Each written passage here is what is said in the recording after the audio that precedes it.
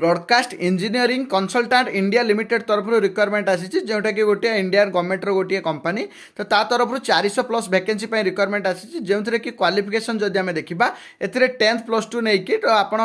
post graduation पर्यंत qualification अच्छी different post different qualification अच्छी और एदी आम सैलरी देखा ए सैलरी मिनिमम आपंकर स्टार्टिंग आप 30,000 पाइबे 30,000 रु अधिक पर्यंत सैलरी अच्छी डिफरेन्ट पोस्ट अलग अलग सैलरी अच्छी और एप्लाई डेट जो रही लास्ट रही 24 फेब्रुआरी पर्यंत यार अप्लाई चलो और ए आप्लिकेसन फी आपंकर रही 500 टंका जेनेल